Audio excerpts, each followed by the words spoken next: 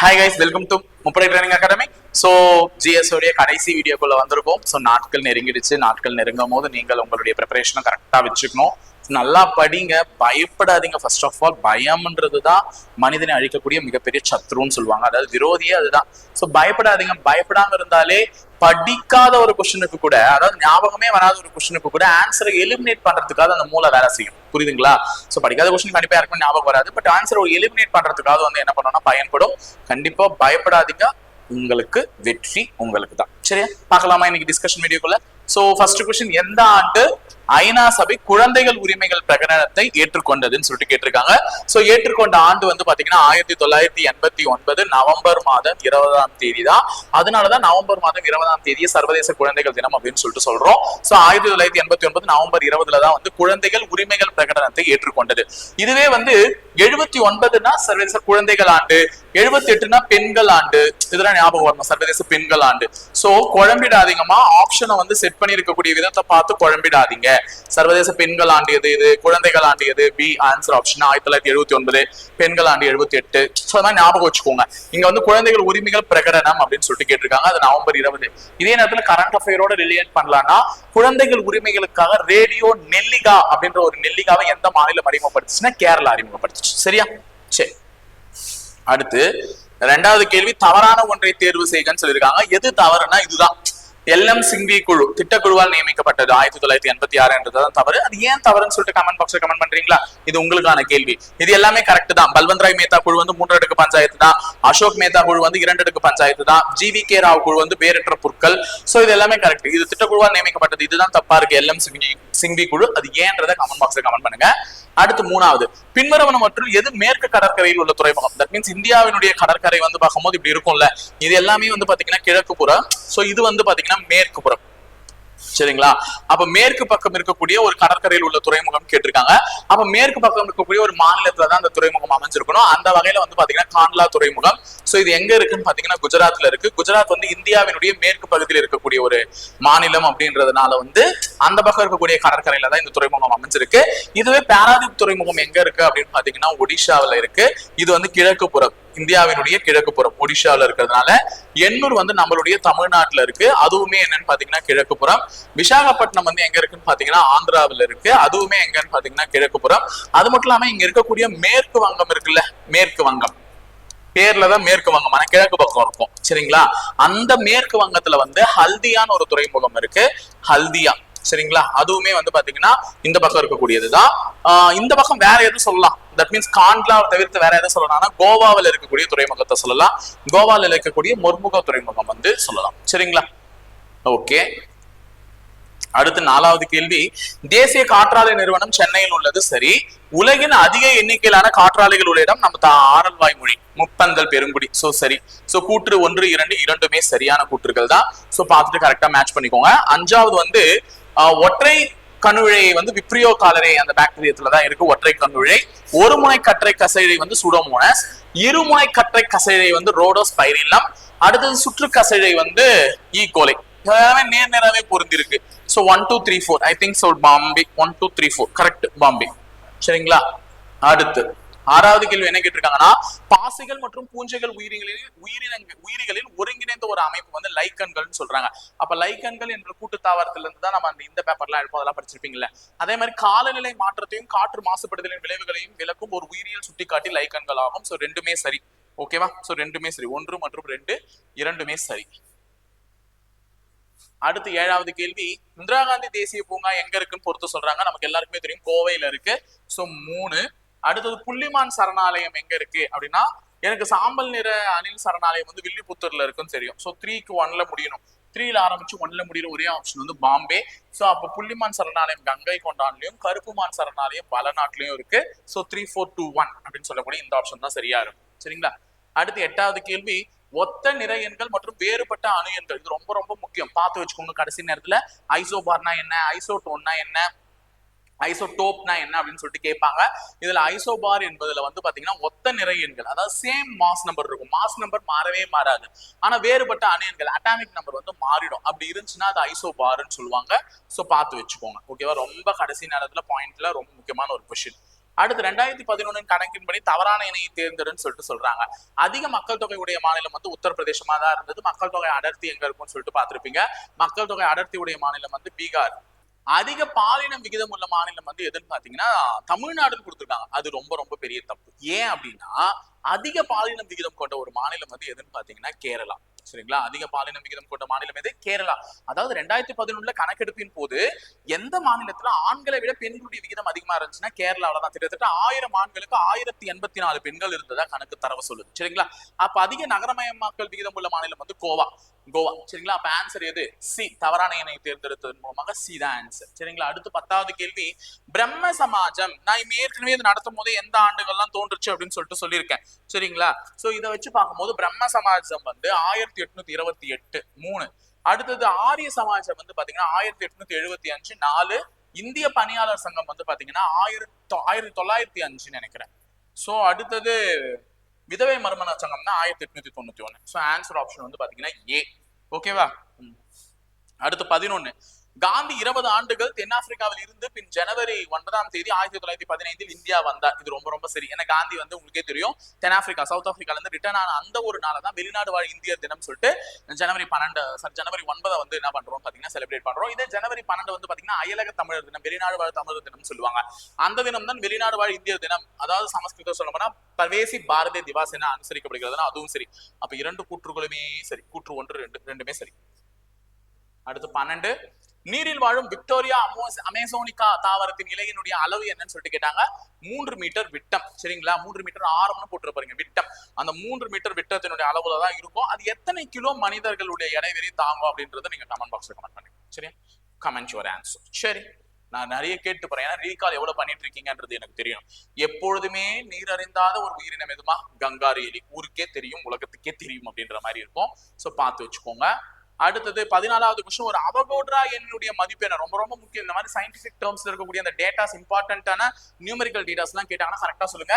6.023 × 10⁻23 அப்படின்னு சொல்றதுதான் ஒரு அவகோட்ரா எண்ணினுடைய மதிப்பாக கருதப்படும். ஓகேவா? அடுத்து 15வது கேள்வி, அணுக்கரு உலையில் எரிபொருளாக பயன்படுத்துதுன்னா அணுக்கரு உலையினாலே யுரேனியம் தான் எரிபொருளாக பயன்படும். அப்ப யுரேனியத்தினுடைய அந்த இதுதான் வந்து பாத்தீங்கன்னா எரிபொருளாக பயன்படக்கூடியது. அப்ப அணுக்கரு உலையின் தனிப்பானாக பயன்படக்கூடியது எது? எல்லாமே ஞாபகத்துக்கு வரணும். ஒரு விஷயம் படிக்கிறேன்னா இது வந்து எரிபொருள் அப்படின்னா தனிப்பானா எது இருக்கும், குளிர்விப்பானா எது இருக்கும் அப்படின்னா அந்த தனிப்பான் குளிர்விப்பான் ரெண்டு ஒன்று தானே. எது செயல்படும் அப்படின்றதெல்லாம் பாத்துக்கணும். அதுக்கு என்ன பேரு அப்படின்றதெல்லாம் பாத்துக்கணும். ஞாபகம் வரணும். பாத்துக்கணும் இல்ல, ஞாபகம் வரணும். அடுத்தது ரூபாயின் பிரச்சனைகள் ஆய்வறிக்கை வந்து அம்பேத்கருடையது. ஆனா எந்த வருஷம்ன்றத சொல்லிடுறேன் பாருங்க. 1923. சரிங்களா?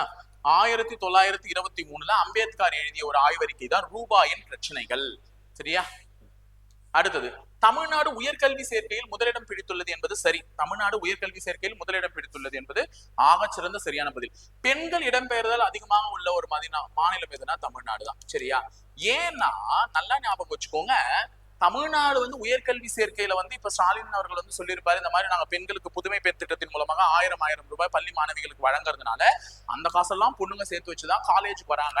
அதனால உயர்கல்வி சேர்க்கையில வந்து அதிகமா நாங்க வந்து சாதனை பண்ணிட்டோம் அப்படின்னு சொல்றாங்க. இது இவர் இல்ல, இவர் அப்பா காலம் இருக்குல்ல, கருணாநிதி அவர்களுடைய காலம் மற்றும் ஜெயலலிதா அம்மா காலம் இருக்கு பாரு, இவர்கள் காலகட்டத்திலேயே உயர்கல்வி சேர்க்கையில தமிழகம் வந்து என்ன ஆயிடுச்சு, முதலிடம் பிடிக்க ஆரம்பிச்சிருச்சு. ஆனா இவர் வந்து இப்ப என்னவோ அவர் பண்ண சாதனைன்ற மாதிரி சொல்றது தப்பு. புதுமை பெண் திட்டம் நல்லா ஞாபகம் வச்சுக்கோங்க. புதுமை பெண் திட்டம் யாருடைய திட்டத்தினுடைய பெயர்கள் மாற்றதெல்லாம் வந்து மூவாலூர் ராமபுரம் அம்மையார் திட்டத்தினுடைய பெயர்கள்ல மாற்றதெல்லாம் வந்து புதுமை பெண் திட்டத்துல அதிக அளவுல சாதித்த மாவட்டம் எதுனா சேலம். அதுவும் தெரிஞ்சுக்கோங்க. அடுத்தது, பெண்கள் இடம்பெயர்தல் அதிகமாக உள்ள ஒரு மாநிலம் எதுனா தமிழ்நாடு. சென்னையிலும் சரி, வேலைக்கு வர்றதுலயும் சரி பெண்கள் இடம்பெயர்றாங்க. அதே மாதிரி திருமணமாய் இடம்பெயர்தலையும் சரி பெண்கள் வந்து அதிகமான இடம்பெயர்தலை அடையக்கூடிய மாநிலம் வந்து சொல்லியிருக்காங்க. சோ வாக்கியம் 1 2 ரெண்டுமே சரி. சரிங்களா? அடுத்து 18, பணவீக்கம் என்பது எவ்வாறு விளக்கப்படுகிறது? இது ரொம்ப ரொம்ப முக்கியமான கொஸ்டின். ஒண்ணு பணவீக்கம் கேட்பாங்க, இன்னொன்னு என்ன கேட்பாங்கன்னா பணவாட்டம் கேட்பாங்க. சரியா? பணவாட்டம் நல்லா ஞாபகம் வச்சுக்கோங்க. விலைவாசி உயர்வு தான் காரணமே. இப்ப பண வீக்கம்னா உன் பர்ஸ் இருக்குன்னு வச்சுக்கோங்க, அது இப்படி கனமா இருக்கு. பண வீக்கம் அதாவது பணம் அதிகமா வச்சு வீக்கமா இருக்கு. இப்போ உன் பணம் அதிகமா இருக்கக்கூடிய உன் பர்ஸ்ல நான் இப்போ வெளியே போறேன், ஒரு பொருள் வந்து முன்ன என்கிட்ட காசே இல்லாத போது 200 ரூபான்னு சொல்லுவோம் அது விலை. ஐயோ 200 ரூபாய் குத்தி இந்த பொருளை வாங்கணுமா அப்படின்னு நான் ஃபீல் பண்ணுவேன். இப்ப என்கிட்ட இவ்வளவு பணம் இருக்கே, பர்ஸே வீங்கி போயிருக்கே, இப்ப அந்த பொருளையே 2000 ரூபாய் சொன்னா கூட இந்த 2000 கொடு அப்படின்னு வாங்கி வந்துருவேன். அப்போ விலைவாசி உயரும். பண வீக்கத்தின் போது என்ன ஆகும்? விலைவாசி உயரும். இப்பதான் மக்கள் கிட்ட நிறைய பணம் இருக்கே, எவ்வளவு சொன்னாலும் வாங்க போறாங்கன்னு சொல்லிட்டு என்ன பண்ணுவாங்க, அதிகமா விலைவாசி வைப்பாங்க.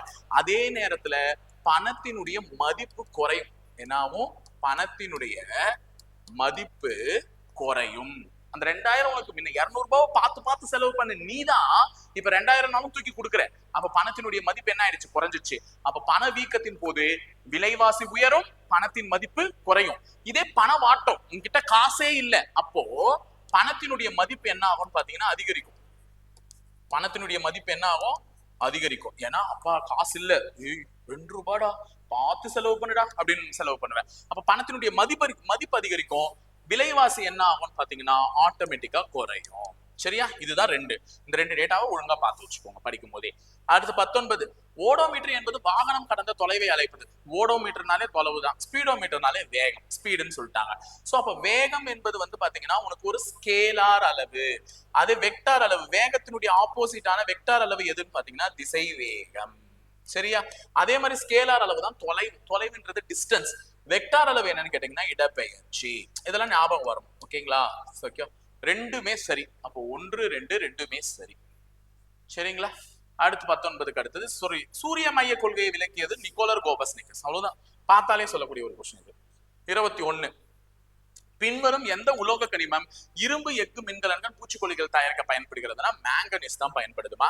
அது பார்த்துட்டு சொல்லிடுங்க, மற்றதெல்லாம் தெரிஞ்சு வச்சுக்கோங்க. உலகின் மிகப்பெரிய பனியாறான லம்பர்ட் பனியாறு எங்குள்ளதுன்னா அண்டார்டிகால இருக்கு. லம்பர்ட் பனியாறு இதுதான் உலகினுடைய மிகப்பெரிய பனியாறு. அப்போ உலகின் இரண்டாவது பனியாறு எந்த கண்டத்துல இருக்குன்னா ஆசியாவில தான் இருக்கு. ஆசியாவில எங்க இருக்கு அப்படின்னு பாத்தீங்கன்னா இந்தியாவில சியாச்சின் பனியாறு. சரிங்களா? இது வந்து கேட்பாங்க. இரண்டாவது பனியாறுனா சியாச்சின் பனியாறு இந்தியாவில இருக்க ஆசிய கண்டத்துல. அடுத்து 23, கூற்று 1, கோடை காலத்தின் போது சூரியனின் செங்குத்து கதிர் தீபகற்ப இந்தியா மீது விழுகிறது. ஆமா, அந்த ஜூன் மாதம் வரக்கூடிய 21ன்னு சொல்லுவோம்ல, இது டிசம்பர் மாதம் வரக்கூடிய 22 அப்படின்னு சொல்லுவாங்க. அந்த கோடை குளிர் கதிர்கால திருப்பம்னு சொல்லிட்டு.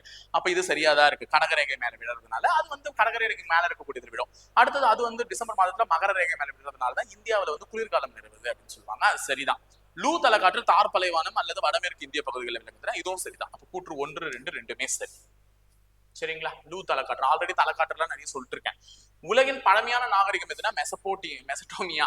ஓகேவா? இன்றைய ஈராக் தானமா, ஈராக் தான் எழுதியிருப்பேன். ஏன்னா அப்புறமா டக்குன்னு குழப்பத்துல மாத்தி சொல்லிட்டு போறாமா. ஈராக் தான். இன்றைய ஈராக் பகுதி தான் மெசடோமியா. இதுதான் நாகரிகத்தின் தொட்டில்னு சொல்லுவாங்க. சரியா? நதிக்கரைகளின் ஓரம் தான் நாகரிகம் பிறந்ததுன்னா நாகரிகத்தின் தொட்டில் அப்படின்னு சொல்லக்கூடியதும் இதுதான். சரிங்களா? மெசபடோமியா.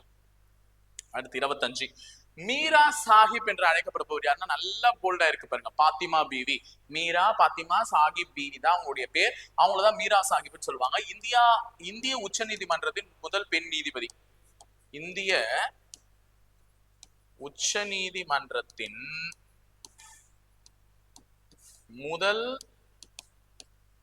பெண் நீதிபதி இவங்கதான். சரியா? அது மட்டும் இல்லாம அங்க இருந்து அவங்க வெளியில வந்ததுக்கு அப்புறம் தமிழகத்தினுடைய முதல் பெண் ஆளுநராகவும் தான். சரியா? தமிழ்நாட்டு முதல் பெண் ஆளுநர். அடுத்து 26, வேலூர் கழகம் எப்ப ஏற்பட்டுச்சு? எங்க ஊர் கழகம் எங்களுக்கு தெரியாதாங்க. 1806. அப்ப 2ன்னு வரக்கூடிய இவங்கதான் ஆன்சர். அப்ப சைமன் குழு வந்து 27, பூனா ஒப்பந்தம் வந்து 32ல கையெழுத்தாச்சு. அமைச்சரவை குழு வந்து 46. ஓகேவா? ஆன்சர் 2413 கரெக்டா சொல்லிடுவீங்க. ஏன்னா அந்த அளவுக்கு படிச்சிருக்கீங்க ஹிஸ்டரியில இயர்ஸ்லாம். சோ இந்த மாதிரி பொறுத்துக்க தவறான காண்கள் தான் வைக்கணும். அடுத்தது நிதிக்குழுவினுடைய தலைவர் என்ன? பிரதமர் அப்படின்னு சொல்றாங்க. நிதிக்குழுவினுடைய தலைவர் யாரு? பிரதமர் அப்படின்னு சொன்னா அது தப்பு. பிரதமர் வந்து நிதி ஆயோக்கினுடைய தலைவர். பிரதமர் வந்து நிதி ஆயோக்கினுடைய தலைவராக தான் இருப்பார், நிதிக்குழுவினுடைய தலைவராக இருக்க மாட்டார். நிதிக்குழு பற்றி கூறும் சட்டப்பிரிவு 280 சரி. அப்ப கூற்று 2 மட்டும் தான் சரி. சரிங்களா? கூற்று 1 தவறு, 2 சரி. நிதிக்குழுவினுடைய தலைவர் யாருன்னா நிதிக்குழு, நிதி ஆணையம் எல்லாமே ஒண்ணுதான்மா. இப்போ வந்து யாரு தலைவர்? கரண்ட் அஃபேர்ஸ்லயே சொல்லியிருக்கோம், அரவிந்த் பனகாரியா. யாரு? அரவிந்த் பனகாரியா. இவர் தான் இந்தியாவின் 16வது நிதிக்குழுவினுடைய தலைவர். அப்ப 15வது நிதிக்குழுவினுடைய தலைவர் யாருன்னா எல்லாருமே என்.கே. சிங்னு சொல்லுவீங்க. என்.கே. சிங் தான் கரெக்ட். ஆனா நந்தகிஷோர் சிங் அப்படின்னு ஞாபகம் வச்சுக்கோங்க. நந்தகிஷோர் தான் எழுதியிருக்கேன், ஞாபகம் வச்சுக்கலாம். நந்தகிஷோர் சிங். ஓகேவா? அந்த ஃபுல் நேம் ஞாபகம் வச்சுக்கோங்க. நாலு பேர் ஏதோ வேற பேர் கொடுத்துட்டாங்கன்னு நினைக்காதீங்க. நந்தகிஷோர் சிங் தான் என்.கே. சிங்னு கொடுத்துருப்பாங்க. அப்போ பினான்சியல் எமர்ஜென்சின்னு சொல்லக்கூடிய நிதி அவசர நிலையை இது பண்ணக்கூடிய ஒரு ஆர்டிகல் என்னன்னா 360. சரிங்களா? இதெல்லாம் நிதியை பத்தி படிக்கும்போது ஞாபகம் வச்சுக்கோங்க, நிதி ரிலேட்டடா. ஓகேவா? எல்லாத்தையும் ஞாபகத்துக்கு எடுத்துருவாங்க மைண்ட்ல. அடுத்து 28, மனித உரிமைகள் பிரகடனம் எத்தனை முதன்மை பிரிவுகள் மற்றும் எத்தனை சட்டப்பிரிவுகளை கொண்டதுன்னா 5 முதன்மை பிரிவுகளையும் 30 சட்டப்பிரிவுகளையும் கொண்டது. சோ இது வந்து ஞாபகம் வச்சுக்கோங்க. அடுத்தது 29வது கேள்வி, மீன் என்பது, இதெல்லாம் வந்து ஒரு புக் பாக்ஸ் கொஸ்டினாவே வந்திருக்கும் உங்களுக்கு. சோ எத்தனை அப்படின்னு சொல்லிட்டு கொடுத்துருப்பாங்க. பி 2 அறை உள்ள இதயம். ஓகேவா. இருவாழ்விகள் அப்படின்னும் போது 3 அறை உரை இதயம். ஊர்வன வந்து 3 முழுமையுற அறைகள் இருக்கும் அந்த பாம்புக்குலாம். முதலைகளுக்கு வந்து 4 அறை கொண்ட இதயம். சோ இது எல்லாமே பாக்ஸ் கொஸ்டின்ஸ்ல இருக்கும். B answer option. சரிங்களா. அடுத்து 30, தவறான இணையை தேர்வு செய்யன்னு சொல்லிட்டு உருளைப்புழு, நாடாப்புழு, மண்புழு, நத்தை கொடுத்துருக்காங்க. எது தவறுனா நத்தை தான். சோ ஏன் தவறுன்றத சொல்லுங்க. நான் பார்த்த வரையும் எனக்கு தெரியல. சோ நத்தை ஏன் தவறுன்றத சொல்லுங்க. சரிங்களா. அடுத்தது, உலகின் முதல் தோரியம் அடிப்படையிலான கரண்ட் அஃபேர்ஸ்ங்க. தோரியம் அடிப்படையிலான இதை வந்து செயல்படுத்துறது வந்து சீனா தான். ஏன்னா சீனால தான் 60 டன் அளவுக்கு தோரியம் கிடைச்சிருக்கு. அதனால நாங்க இனிமே யுரேனியத்துக்கு பதில் அதை விட பாதிப்பு குறைவாக கொடுக்கக்கூடிய தோரியத்தை வச்சு என்ன பண்றோம்னு சொல்லியிருக்காங்க. அணு மின் நிலையத்தை வந்து செயல்படுத்துறோம் அப்படின்ற மாதிரி சொல்லியிருக்காங்க. அடுத்து 32, தீர்த்தகிரி என்னும் இயற்பெயரை உடைய கொங்கு பாளையக்காரர் யாருன்னா தீரன் சின்னமலை. இவர் இருந்தது என்னவோ சென்னிமலை. அவர் தான் தீர்த்தகிரி என்ற பட்டம் பிறந்தது சென்னிமலை. அடுத்தது 33, அனல் மின் நிலையம் எங்க இருக்கு, அணு மின் நிலையம் எங்க இருக்கு? அணு மின் நிலையம் ஊருக்கே தெரியுமே, கல்பாக்கம், கூடவன்குளம். ஒன்னா. சோ பீல 1 வரணும். பீல 1 வர மாதிரி பாருங்க, ஒரே ஆப்ஷன் தான் செட் பண்ணிருக்காங்க. அதை வச்சு சொல்லிடலாம். அப்ப கடலூர் திருவள்ளூர்ல அனல் மின் நிலையம், நீர்மின் நிலையம் வந்து சேலம் பாபநாசம், காற்றாலை வந்து ஆரல்வாய்மொழி கயத்தாறு, முதல் அணுக்கருவிலை வந்து சிகாகோ. சோ 2 1 3 4 5 அது மட்டும் தான் மாறி இருக்கு. முதல் 2 மட்டும் தான். 34, ஒரு குதிரை திறன்னா ஊருக்கே தெரியும் 746 வாட்ஸ். ஓகேவா. ஒரு குதிரை திறன்னா 746 வாட்ஸ். 35, இந்தியாவின் முதல் ஹைட்ரஜன் ரயில் ஜின் மற்றும் சோனிபட் இடையே இயக்கப்படுகிறதுன்றது சரி. அது எந்த மாநிலத்துல இருக்கு? ஹரியானா மாநிலத்துல இருக்கு. சோ ஹரியானா மாநிலத்துல இருந்து இயக்கப்படக்கூடிய இந்த ஜின் மற்றும் சோனிபட் ஏரியா தான் இந்தியாவினுடைய முதல் ஹைட்ரஜன் ரயில் இயக்கப்படுது. உப்பு நீரில் கரையக்கூடிய பிளாஸ்டிக்களை சீன நாட்டு விஞ்ஞானிகள் கண்டுபிடித்தனா தப்பு. எந்த நாட்டு விஞ்ஞானிகள் கண்டுபிடித்தனர்? ஜப்பான் நாட்டு விஞ்ஞானிகள் கண்டுபிடித்தனர். அப்ப 2வது தப்பு. உலக மகிழ்ச்சி குறியீட்டில் இந்தியா 118 ரொம்ப ரொம்ப சரி. ஏன்னா அமைதியில தான் என்னன்னு பாத்தீங்கன்னா 115. இது ரெண்டும் தான் பக்கத்துல இருக்கிறதால ரொம்ப கன்ஃபியூஸ் ஆகுது எனக்கே கூட, உங்களுக்கும் ஆகும். சோ இது ரெண்டுமே சரி, வாக்கியம் 2 தவறு. அப்ப வாக்கியம் 2 தவறு, வாக்கியம் 1 மற்றும் 3 சரி. சரிங்களா.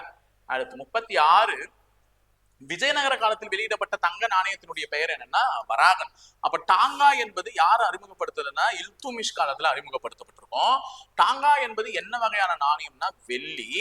அப்ப செம்பு நாணயம், செப்பு நாணயத்தை சொல்லுவாங்கல்ல செம்பு, அது வந்து என்னன்னு பாத்தீங்கன்னா ஐ திங்க் ஜிட்டால். சரிங்களா. ஜிட்டால். அது ஞாபகம் வச்சுக்கோங்க. படிக்கும் போது இவ்வளோத்தையும் ஞாபகத்துக்கு எடுத்துட்டு வாங்கம்மா. அடுத்து, ஒலி வெற்றிடத்தில் பரவாது. கரெக்ட். ஒலி பரவ ஊடகம் தேவையில்லை. ஏண்டா? ஒலி வெற்றிடத்துல பரவாதுதான். ஒலி பரவ ஊடகமும் தேவையில்லைன்னா எங்க வெற்றிடத்திலயும் போக மாட்டேன், ஊடகமும் தேவையில்லைன்னா எப்படி? அப்ப இது ஒண்ணு தப்பு. இது சரியா இருந்தா அது தப்பா இருக்கணும், இல்ல அது சரியா இருந்தா இது தப்பா இருக்கணும். அது சரின்னு முடிவு பண்ணிட்டு அதனால இதுதான் தப்பு. அப்ப கூற்று சரி, காரணம் தவறு. சி. சரியா. அடுத்தது 38, முதலில் நிலத்தில் தோன்றிய தாவரம் எதுனா, இது எனக்கு கொஞ்சம் நிறைய டவுட் இருக்கு. ஆக்சுவலா இது வந்து பாத்தீங்கன்னா டெரிட்டோஃபைட்டுகள். ஆனா இங்க எங்க பசங்க என்ன சொன்னாங்கன்னா சார் உண்மை தாவரம் அப்படின்னு சொல்லிட்டு சொல்லணும் அப்படின்னு சொன்னாங்க. உண்மை தாவரம் டெரிட்டோஃபைட்டுகள். நான் வந்து கண்டுபிடிச்ச ஒரு மெயின் டிஃபரன்ஸ், ஆக்சுவலா டெரிட்டோஃபைட்டுகளுக்கு முன்னாடியே பிரயோபைட்டுகள் இருந்திருக்கு. ஓகேவா. ஆனா முதலில் நிலத்தில் தோன்றிய உண்மை தாவரம்னா டெரிட்டோஃபைட்டுகள். இதை சயின்ஸர் எந்த ஆஸ்பெக்ட்ல இந்த கொஸ்டின்ஸ் எடுத்து கொடுத்திருக்காருன்னு தெரியல. பட் ஆனா வாஸ்குலார் திசுவை கொண்ட, சரிங்களா, வாஸ்குலார் திசுனா நம்ம சைலம் மற்றும் புளோயம் சொல்றோம்ல, அந்த வாஸ்குலார் திசுக்களை கொண்ட முதல்ல இருக்கிறது எதுனா டெரிட்டோஃபைட்டுகள் தான். ஃப்ரையோஃபைட்டுகள் கிடையாது. அது மட்டும் இல்லாம ஃப்ரையோஃபைட்டுகள் வந்து இருவாழ்விகள் மாதிரி நிலத்திலயும் இருக்கும் நீர்லயும் இருக்கும். ஆனா டெரிட்டோஃபைட்டுகள் நிலத்தாவரங்கள் மட்டும். அதனுடைய அடிப்படையிலும் நிலத்தில் தோன்றிய தாவரமா எது சொல்றாங்கன்னு பாத்தீங்கன்னா டெரிட்டோஃபைட்டுகள் தான் சொல்றாங்க. வாஸ்குலார் திசு உடையது. ஃப்ரையோஃபைட்டுகள்ல வாஸ்குலார் திசு இருக்காது.